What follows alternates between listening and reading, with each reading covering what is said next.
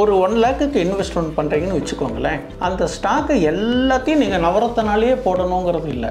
நவரத்னால எது நல்ல குரோத்தபிள் ஸ்டாக்கு, எது பொட்டன்ஷியலான ஸ்டாக்கு, அந்த பிஇ பாருங்கோ, பார்த்துட்டு 1 லேக்கை டைவர்சிஃபைடாக பண்ணுங்க.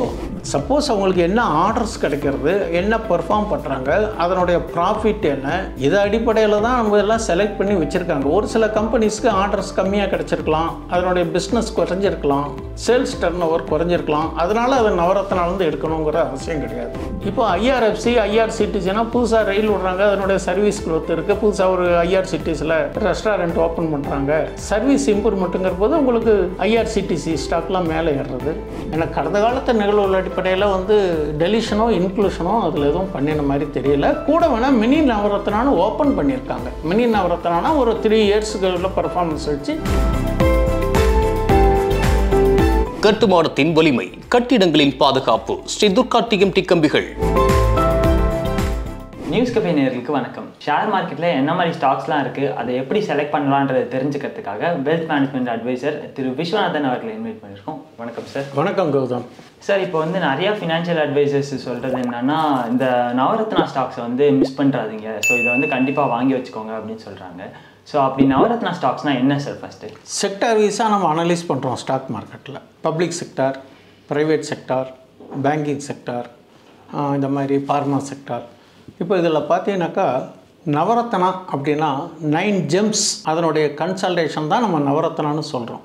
இப்போது பப்ளிக் செக்டார் என்டர்பிரைசஸ் கண்ட்ரோலில் இருக்கிற 9 விதமான ஸ்டாக்கு நல்ல leading growth orient, potential orient growth ஸ்டாக்ஸை தான் நவரத்னான்னு செலக்ட் பண்ணியிருக்காங்க. அதில் பண்ணின்னு கேட்டாக்கா 9 நவரத்னா ஸ்டாக்ஸ் வருது. அந்த Navratna stocks first BHEL, Bharat heavy electrical.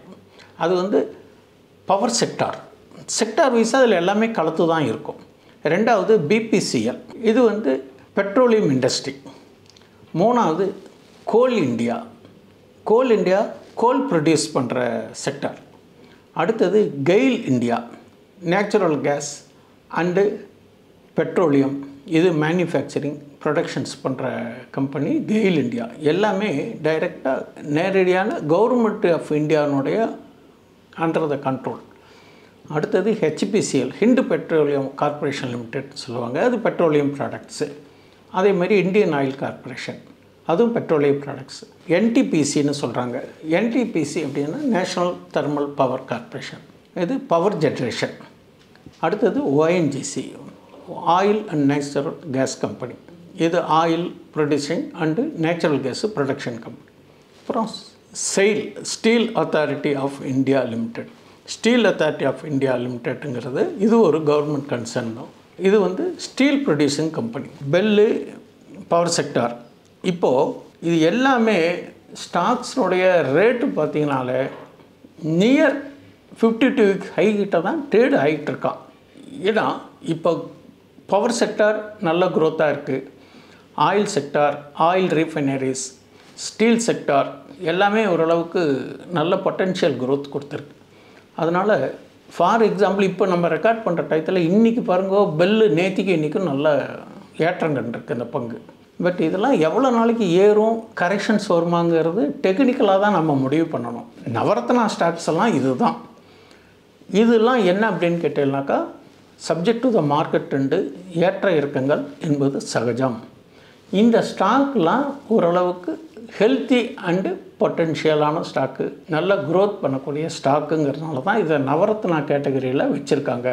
நல்ல டாப் பர்ஃபார்மன்ஸ் ஸ்டாக். அப்போது இந்த ஸ்டாக்ஸை நம்ம கன்சிடர் பண்ணுறது கொஞ்சம் பயப்பட வேண்டாம். இறங்கினா ஏறும். மார்க்கெட்டில் உங்களுக்கு அப்ஸ் அண்ட் டவுன்ஸும் வரத்தானே செய்யும். ஒரு லெவலில் ப்ராஃபிட் புக் வரும், மறுபடியும் டெக்னிக்கலாக நம்ம பை லெவல் பார்த்து நம்ம என்ட்ரி ஆகி வாங்கிக்கிறதுங்கிறது சிறப்பானது. உங்கள் ஃபைனான்ஷியல் அட்வைஸரை கலந்துக்கிட்டு செய்கிறேன். பட் மற்ற மோனோபொலி ஸ்டாக்கு, மற்ற நிஃப்டி 50 ஸ்டாக்கு, இந்த மாதிரி எல்லாமே ஒரு ஜென்ரலாக இருக்கிறதுக்கு பதில் இது ஸ்பெசிஃபைடு ஸ்டாக். நவரத்னாங்கிறது ஒரு இம்பார்ட்டன்ஸ். அதனால் நம்ம நவரத்னா ஸ்டாக்ஸை கொஞ்சம் கன்சிடர் பண்ணுறதுக்கு வாய்ப்புகள் இருக்குது. அப்போ நீங்கள் பண்ணுற போது அதனுடைய PE value, result orient, promoters எப்படி இருக்காங்க, ஃபாரின் இன்வெஸ்ட்மெண்ட்னுடைய பங்களிப்பு என்ன, டொமஸ்டிக் இன்வெஸ்ட்மெண்ட்டுடைய பங்களிப்பு என்ன, இதெல்லாம் பார்த்துட்டு ஒரு 3 இயர்ஸுக்கு ட்ராக் ரெக்கார்டு பார்த்துட்டு நீங்கள் நியர்பை லோவாக இருந்ததுனால் வாங்கிறதுக்கான சூழ்நிலை ஏற்படும். அப்போது 52 வீக்ஸ் கைகிட்ட இருக்காங்களா, லோகிட்ட இருக்காங்களா, அந்த இஎம்ஏ, ஆர்எஸ்ஐ இதெல்லாம் பார்த்து உங்களுக்கு திருப்தியாக இருக்கிற டயத்தில் இந்த ஸ்டாக்கை கன்சிடர் பண்ணாலும் ஓரளவுக்கு சப்போர்ட்டிவாக இருக்கும். அதனால் நவரத்னா ஸ்டாக் வந்து எதுவுமே ரொம்ப நல்ல செலக்டிவ் ஸ்டாக்ஸ்ன்னு சொல்லி தான் வச்சுருக்காங்க. சார் இப்போ வந்து நீங்கள் இவ்வளோ நவரத்னா ஸ்டாக்ஸ் சொல்லியிருந்தீங்க. ஸோ இந்த நவரத்னா ஸ்டாக்ஸ்லாம் எதை வச்சு அவங்க செலக்ட் பண்ணுறாங்க சார்? இது நவரத்னா ஸ்டாக்ஸுங்கிறது ஒரு கடந்த சில ஆண்டுகளாகவே ஒரு 5 இயர்ஸுக்கு நல்ல க்ரோத் இருக்கிற ஸ்டாக்கு, நல்ல பொட்டென்ஷியல் இருக்கிற ஸ்டாக்கு, ப்ராஃபிட் ஓரியன்டாக பார்த்து அசஸ் பண்ணி தான் செலக்ட் பண்ணுறாங்க. எல்லாத்தையும் இப்போது நிறையா ஸ்டாக்ஸ் இருக்குது, கவர்மெண்ட் ஓரியன்ட் ஸ்டாக்ஸ், எல்லாத்தையும் அவங்க சொல்லலை. நல்ல அவுட்புட் இருக்கிறது, எக்ஸப்ஷனலாக பர்ஃபார்மன்ஸ் என்ன பண்ணியிருக்கோ அதில் ஃபில்டர் பண்ணி தான் இதை செலக்ட் பண்ணியிருக்காங்க. அப்படி பார்த்தா நெய்வேலி எல்கினேட் கார்பரேஷனும் ஒரு என்டர்பிரைஸ் தான். அதனால் அது இதில் கொண்டு வரலையே. அதுக்கு தகுந்த பர்ஃபார்மன்ஸு பாஸ்ட் ரெக்கார்டை பேஸ் பண்ணி நல்ல ஓரளவுக்கு க்ரோத்தபிளாக இருக்கிறத வச்சு தான் இதை வந்து அனலைஸ் பண்ணி ஃபிக்ஸ் பண்ணி வச்சுருக்காங்க. சார் இப்போ வந்து நீங்கள் சொல்லியிருந்தீங்க இந்த பேசிஸில் தான் வந்து செலக்ட் பண்ணுறாங்க அப்படின்னு.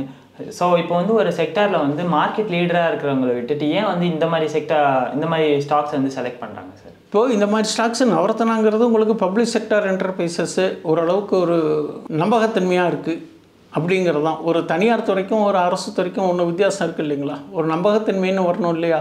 அந்த அடிப்படையில் இந்த நவரத்னா ஸ்டாக்ஸை வந்து அவங்க செலக்ட் பண்ணி வச்சுருக்கிறது எல்லா வகையிலையும் பாசிட்டிவ் க்ரோத்தை வச்சு தான் அசஸ் பண்ணியிருக்காங்க.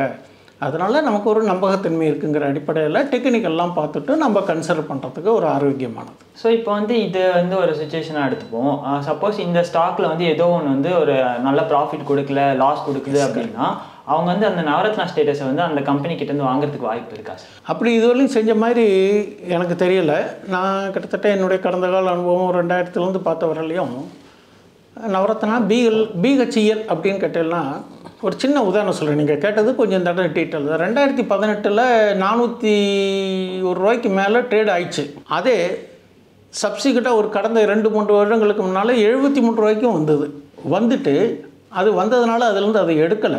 சப்போஸ் அவங்களுக்கு என்ன ஆர்டர்ஸ் கிடைக்கிறது, என்ன பெர்ஃபார்ம் பண்ணுறாங்க, அதனுடைய ப்ராஃபிட் என்ன, இதை அடிப்படையில் தான் நம்ம எல்லாம் செலக்ட் பண்ணி வச்சுருக்காங்க. ஒரு சில கம்பெனிஸ்க்கு ஆர்டர்ஸ் கம்மியாக கிடச்சிருக்கலாம், அதனுடைய பிஸ்னஸ் குறைஞ்சிருக்கலாம், சேல்ஸ் டர்ன் ஓவர் குறைஞ்சிருக்கலாம். அதனால் அது நவரத்னாலேருந்து எடுக்கணுங்கிற அவசியம் கிடையாது. நவரத்னாங்கிறது கடந்த காலத்தினுடைய அடிப்படையில் ப்ரெடிக்ட் பண்ணி அனலைஸ் பண்ணி ரிசல்ட் ஓரியன்டாக கொடுத்ததுனால பொட்டென்ஷியலாக இருக்கும் அப்படிங்கிறதில் தான் பண்ணியிருக்காங்க.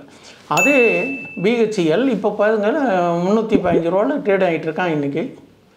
அதனால் அதை வச்சு நம்ம ஒன்றும் ப்ரெடிக்ட் பண்ணுறதுக்கு சான்சஸ் கிடையாது. சரி, ஓகே சார். இப்போ இந்த நவரத்னா ஸ்டாக்ஸ் அப்படின்னு சொல்லியிருந்தீங்க. ஸோ இதில் வந்து என்ன மாதிரி டைப்ஸ்லாம் இருக்குது சார்? இப்போ நவரத்னா மாதிரியே மினி நவரத்னான்னு ஒரு 9 ஸ்டாக்கை பில்ட் பண்ணியிருக்காங்க.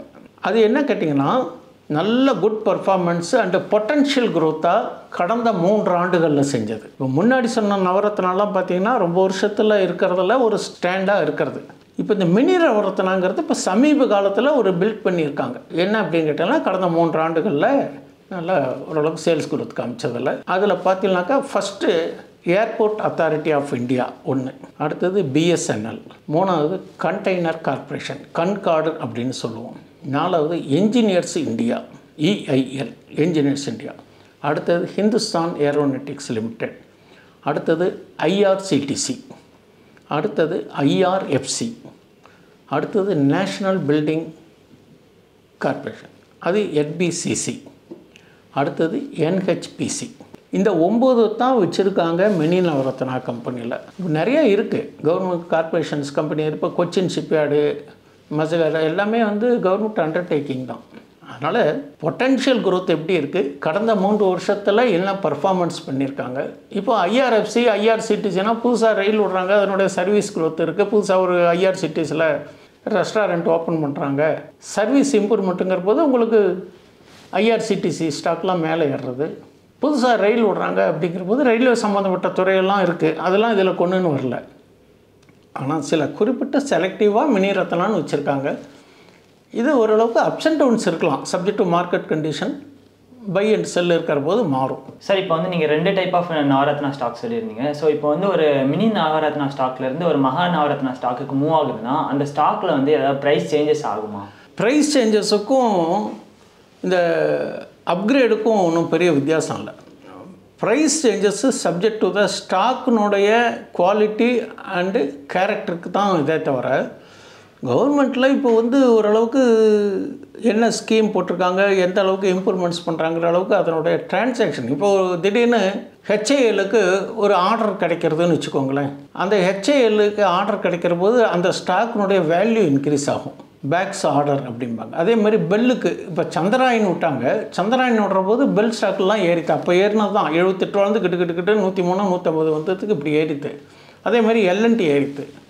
அந்த சந்திராயன் ரிலேட்டட் ஓரியண்டாக ஏறுற போது இந்த நவரத்னா ஸ்டாக்ஸ் எல்லாமே ஏறி இருக்கு. அதனால் இதை கேட்டகரிஸ் மாற்றணுங்கிறதில்ல, இதுதான் ஃபிக்ஸ் பண்ணியிருக்காங்க. சார் இப்போ வந்து என்னோட போர்ட்ஃபோலியோவில் நான் வெறும் நவரத்னா ஸ்டாக்ஸ் மட்டும் வச்சுருந்தா அது வந்து எனக்கு ஒரு நல்ல ப்ராஃபிட் தருமா சார்? ப்ராஃபிட் அப்படிங்கிறது subject to the market trend, அந்த result oriented trend basis. Trend நான் உங்களுக்கு ஏற்கனவே சொல்லியிருக்கேன். ட்ரெண்டுனா என்ன, நியூஸ் பேசிஸு, சீசனல், இதெல்லாம் சொல்லியிருக்கேன். இப்போது ஐஆர்சிடிசி இல்லை ஐஆர்எஃப்சி இந்த மாதிரியெல்லாம் ஸ்டாக்ஸ் நீங்கள் வச்சுருக்கீங்க அப்படின்னா அதில் வந்து ஆர்டர்ஸ் எப்படி கிடச்சிருக்கு, அதனுடைய டெவலப்மெண்ட் என்ன அப்படிங்கிற போது அது யாரை செய்யும். பொறுமையாக பெரும்பாலான நேரத்தில் Navratna mini Navratna due to market ட்ரெண்டுக்கு இறங்கும், திரும்பி ஏறத்துக்கு தான் வாய்ப்பு இருக்குது. அப்போ சொன்னோம் பார்த்தீங்களா, பெல்லு 404 ரூபா போயிட்டு 74 ரூபாயும் வந்தது, திரும்பி இப்போ 300 ரூபாவில் ட்ரேடிங் ஆகிட்டுருக்கு.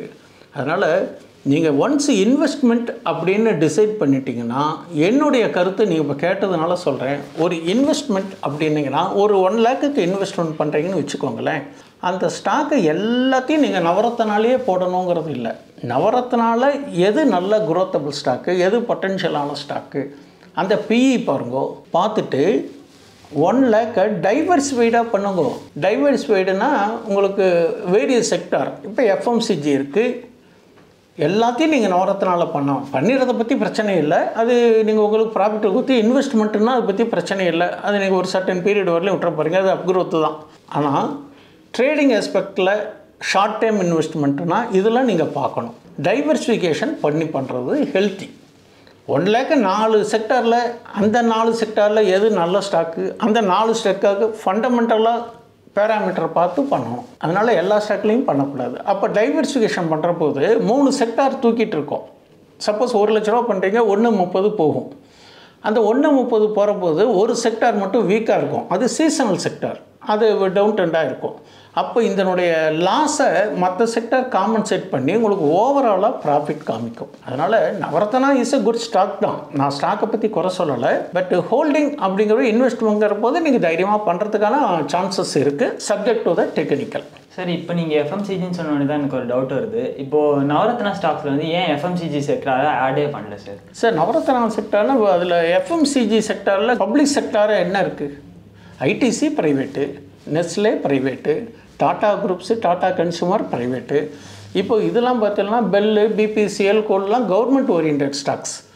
எனக்கு தெரிஞ்சு ஃபாஸ்ட் மூவிங் கேபிட்டல் குட்ஸில் இருக்கிற மாதிரி தெரியல சார். இப்போ வந்து சென்சஸ்லேயும் நிஃப்டிலையும் வந்து ஒரு சில கம்பெனிஸ் வந்து ஒழுங்காக பர்ஃபார்ம் பண்ணலாம், அதை ரிமூவ் பண்ணிட்டு வேறு கம்பெனி ஆட் பண்ணுறாங்களே சார். ஸோ அந்த மாதிரி இந்த நவரத்னா ஸ்டாக்ஸில் வந்து ஏதோ ஒரு கம்பெனி வந்து நல்லா பர்ஃபார்ம் பண்ணலன்னா அதை ரிமூவ் பண்ணிட்டு வேறு ஸ்டாக்ஸ் ஆட் பண்ண முடியுமா? நான் 2000 இந்த மார்க்கெட்டில் ஸ்டாக்ஸ் எல்லாம் பார்த்துட்டு இருக்கேன். பார்த்த வரலையும் நவரத்னா அப்படின்னு சொல்லி பேரை வச்சுட்டாங்கன்னா அந்த 9 நவரத்னா ஸ்டாக் மட்டும்தான் இதுவரையிலையும் இருந்திருக்கு. கடந்த காலத்தில் இதில் பர்ஃபார்மன்ஸ் சரியில்லை, இல்லை இது வந்து பொட்டென்ஷியல் இல்லை, க்ரோத் இல்லை, சேல்ஸ் இல்லை அப்படின்னு சொல்லிட்டு எதுவும் மாற்றின மாதிரி தெரியலை. அப்படி மாற்றி இருந்தால் பெல்லை வந்து 78 ரூபா வந்த பதையை மாற்றிட்டு வேறு ஒன்று குட் ஸ்டாக்ஸை இன்க்ளூட் பண்ணியிருக்கலாம், பண்ணலை. இது வந்து ஒரு நம்ம எப்படி ஒரு பொருளுக்கு ஐஎஸ்ஐ மெத்தடை கொடுத்தது ப்ரியாரிட்டி கொடுத்து ஐஎஸ்ஐன்னு சொல்லிட்டாங்கன்னா அது தரம் பொருள் எல்லாமே பார்த்து தானே செய்கிறோம். அது மாதிரி இதுக்கு குவாலிட்டி, இதுக்கு இந்த பேரை வச்சுட்டாங்க. இந்த 9 ஸ்டாக்கு தான் நவரத்னா. அதே மாதிரி செயில்னு ஒரு ஸ்டாக் இருக்குது, ஸ்டீல் அத்தாரிட்டி, அது 44 ரூபாயும் பார்த்துருக்கேன், 145 ரூபாயும் பார்த்துருக்கேன். அதனால் 44 ரூபா போன போது அந்த செயிலை மாற்றலை, எடுக்கலை. அதனுடைய சேல்ஸ் க்ரோத்து ப்ராஃபிட்டு இருக்கும். பட் அதனுடைய கேபிட்டலைசேஷனை பேஸ் பண்ணி தானே உங்களுக்கு நவரத்னானே வச்சுருக்காங்க. அது கேபிட்டலைசேஷன் இம்ப்ரூவ்மெண்ட் இருக்குது. அதனுடைய ஆர்டர்ஸு, ரெவன்யூவோ சேல்ஸோ சப்ஜெக்ட் டு த ஆர்டர்ஸை பேஸ் பண்ணி தான். அதனால் எனக்கு கடந்த காலத்து நிகழ்வுகள் அடிப்படையில் வந்து டெலிஷனோ இன்க்ளூஷனோ அதில் எதுவும் பண்ணின மாதிரி தெரியல. கூட வேணால் மினி நவரத்னான்னு ஓப்பன் பண்ணியிருக்காங்க. மினி நவரத்னானா ஒரு 3 இயர்ஸுக்கு உள்ள பர்ஃபார்மன்ஸ் வச்சு இதெல்லாம் ஒரு நல்ல குட் நவரத்னா ஸ்டாக், மினி நவரத்னான்னு வச்சுருக்கு. நவரத்னா மாற்றின மாதிரி எந்த விதமான விவரங்களும் எனக்கு தெரியல கடந்த கால அனுபவத்தின் அடிப்படையில். சார் இப்போ நீங்கள் சொன்ன மாதிரி ஒரு கம்பெனி பெல்லோ இல்லை வந்து செயிலோ வந்து பெர்ஃபார்ம் பண்ணலன்னா ஓகே. ஸோ இப்போ வந்து ஒரு 50% ஆஃப் த கம்பெனி வந்து அதில் பெர்ஃபார்மே பண்ணல அப்படின்னா அதை சேஞ்ச் பண்ணுறதுக்கு வாய்ப்பு இருக்கா? 50%னா நவரத்னா ஸ்டாக். ஸ்டாக்ஸில் நவரத்னா ஸ்டாக்கில் எப்படி 50% எல்லாமே பர்ஃபார்மன்ஸ் தானே இருக்குது. உங்களுக்கு எல்லாமே பர்ஃபார்ம்டு ஸ்டாக் தான், result orient stock, potential growth stock. அதில் எடுக்க வேண்டிய அவசியமும் இல்லை, எடுத்ததாகவும் சரித்திரத்தில் இல்லை. சார் இப்போ வந்து கம்பெனி வந்து சப்போஸ் திவால் ஆகுது இல்லை வந்து கம்பெனி ஷட் டவுன் பண்ணுறாங்கன்னா அந்த சுச்சுவேஷன்லேயும் இதை ரிமூவ் பண்ண மாட்டாங்களா சார்? அது மாதிரியான அனுபவங்கள் நவரத்னா ஸ்டாக்கில் இல்லை. இது பப்ளிக் செக்டார் என்டர்பிரைசஸ் அந்த அளவுக்குலாம் போக விடாமல் ஏதோ மேக்கப் பண்ணி கொஞ்சம் ஓரளவுக்கு சால்வ் பண்ணி ப்ரொடெக்ட் பண்ணுவாங்களே தவிர அதை இந்த மாதிரியான ஒரு சூழ்நிலைக்கு கடந்த காலத்தில் வந்த அனுபவங்கள் இல்லை. பெரிய பெரிய நிறுவனங்கள்லாம் ஸ்ட்ரைக்கு இதெல்லாம் வந்திருந்தாலும் கூட அது சில ஒரு பாதிப்புகளை ஏற்படுத்திட்டு பழைய நிலைமைக்கு தான் வந்திருக்கும். அதனால் இது ஒரு பெரிய இஷ்யூங்கிறது என்னுடைய பார்வையில் இல்லை. நவரத்னா தான், மினி நவரத்னா தான். அதனுடைய ஏற்ற இறக்கங்கள் பங்குச்சந்தையில் இருக்கக்கூடிய ஏற்றத்தாழ்வுகளுக்காக அதனுடைய பேரை மாற்றுறதோ ரெகுலேட் பண்ணுறதோ அந்த மாதிரிலாம் இல்லை. சார் நவரத்னா ஸ்டாக்ஸ்னால் என்னன்றதை தாண்டி நிறைய விஷயம் இன்றைக்கி எங்கள் கூட ஷேர் பண்ணிக்கிட்டீங்க. இன்றைக்கி நிகழ்ச்சிக்கு வந்தமைக்கு நன்றி சார். நன்றி கௌதம். மீண்டும் மற்றொரு நிகழ்ச்சி சந்திப்போம். வணக்கம். இந்த வீடியோ உங்களுக்கு பிடிச்சிருந்தா லைக் பண்ணுங்க, ஷேர் பண்ணுங்க, கமெண்ட் பண்ணுங்க. மறக்காம பெல் பட்டனை கிளிக் பண்ணிட்டு சப்ஸ்கிரைப் பண்ணிடுங்க.